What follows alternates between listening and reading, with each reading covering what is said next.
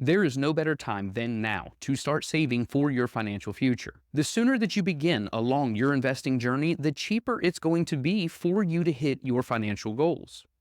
And the reason this is due to compounding interest. The power of compounding interest comes from the amount of times your growth gets to compound. The sooner you begin investing, the more opportunities you give your growth to compound, and it should ultimately lead to you having more money at the end of your journey. In this video, we're going to get into the numbers behind the cost of waiting to invest. And I'm going to prove to you why now is the best time for you to begin saving. Stay tuned.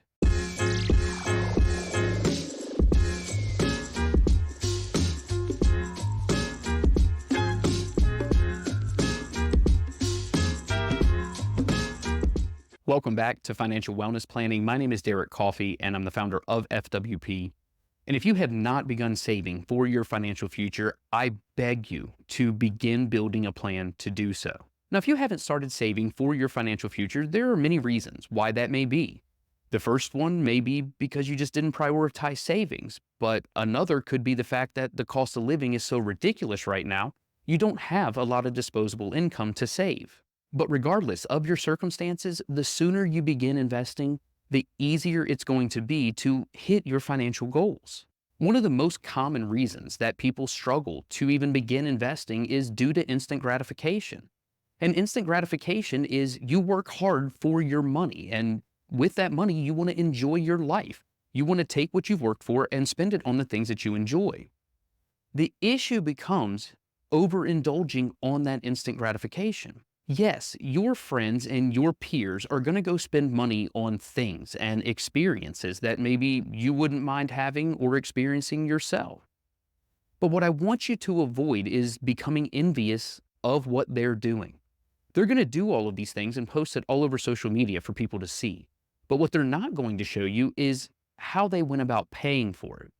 Now, sure, some of them may be in a good financial situation. They may be able to afford those things that they're doing or buying. But most of them are probably funding it with debt or taking money out of their retirement accounts, which is ultimately going to put them in a worse situation when it comes to their finances. But I urge you not to let that envy affect your finances. FOMO and YOLO are everywhere in life, and it makes sense as to why that's the case. For 3 years, we were all locked down due to the pandemic. But if you don't put a plan in place to begin saving for your future, you're going to miss out on financial freedom. And the one life you do get to live is going to be miserable the older you get. If you're young and you're still watching this video, please make your savings a priority. Even if it's only a little bit, starting with something is much better than doing nothing at all. Okay, I'm off my soapbox. The only way that you can really understand what the cost of waiting to invest is by the numbers. So if we look at this example, we have 5 individuals, and we're going to start them at square one. The only difference is their ages. The youngest one is going to be 20 years old. The oldest is 40 years old. We're going to assume that they each start with $100 in their invested accounts, and that they're going to add $100 per month from now until the time they turn 60. We're also going to assume that they receive an average annual rate of return of 10%. Now, there's no reason as to why I chose 10%, other than for the simple math. But at the end of their investing journey, meaning at the age of 60, we can see what their invested account balances would be. The 20-year-old would have just under $564,000. The 25-year-old would be at $345,399. The 30-year-old almost to $210,000. 35-year-old, $125,399, and then the 40-year-old would have $73,071. You can already see that there is a significant difference between the 20-year-old and the 40-year-old. That difference is the cost of waiting to invest. On your screen, you can see what those actual figures are. Just waiting 5 years to begin investing for your future could cost you $218,587. 10 years is going to cost you $354,000. And then if you waited 20 years to begin saving for your future, you're almost at $500,000 that you missed out on. Now, please understand, I'm not reading these numbers out to you to insult your intelligence. I understand that you can look at these numbers and figure it out for yourself. But sometimes Hearing what those figures actually are can help drive the point home. So we all understand that these are very steep prices to pay to wait to begin investing. But you do have options that you can use to make up this difference.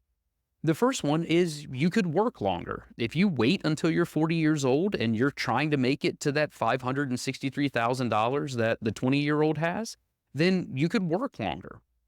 The issue with working longer is that ageism exists. Whether it's intentional or it's in the job description, there are just some jobs as you get older that you're not going to be able to fill. Also, the company that you work for, the older you get, the more expensive you become. Your pay raises might get a little larger. Your paid time off may be a little more than what your younger counterparts may be.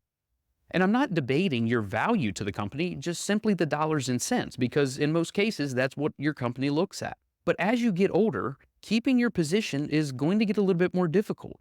And then if you lose that position, finding another one that pays the same amount of money could become even more difficult. So we're going to rule working longer out. The second option is you could take on more risk, but the unfortunate part is, in this example, we're already assuming 10% as your average rate of return.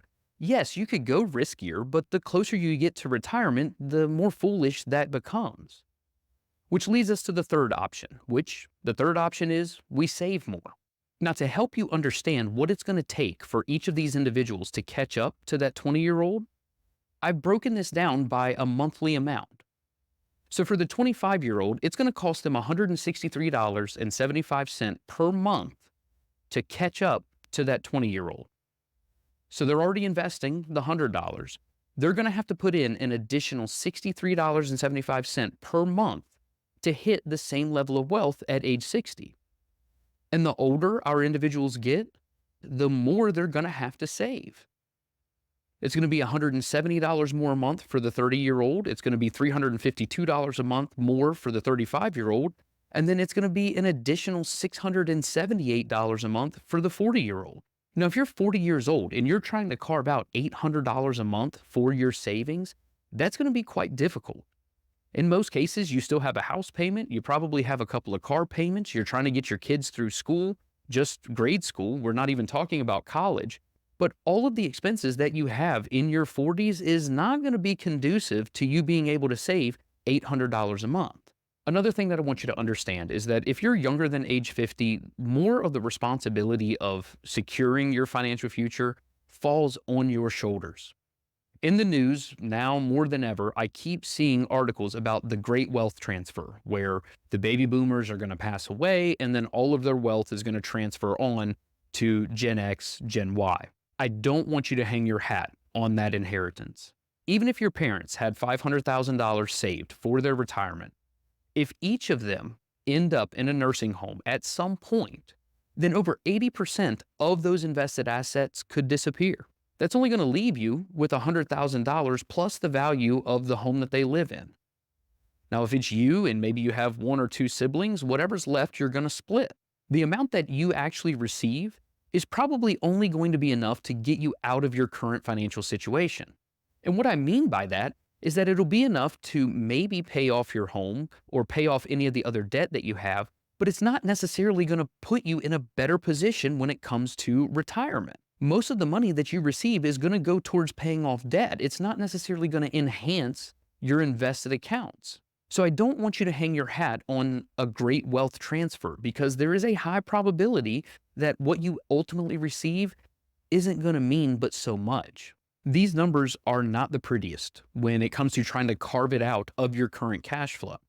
And this is especially true if you're strapped for cash as it is. But I urge you to try. No, it's not going to be easy. It does require planning. It does require you to dive into your finances and figure out where you can find some additional money to start saving towards your financial future. Even if you can't save the amounts required that we went over in this video, saving something is much better than saving nothing. The sooner you can begin along your investing journey, the easier it's going to be for you to hit your financial goals. I want to thank you so much for tuning in. If this video or any of the other videos that I've put out has provided you value, then hit that subscribe button. If you know someone that hasn't started their investing journey, then send this video to them. Maybe it'll help inspire them or motivate them to start putting money aside. But I thank you so much for tuning in. I'll talk to you soon.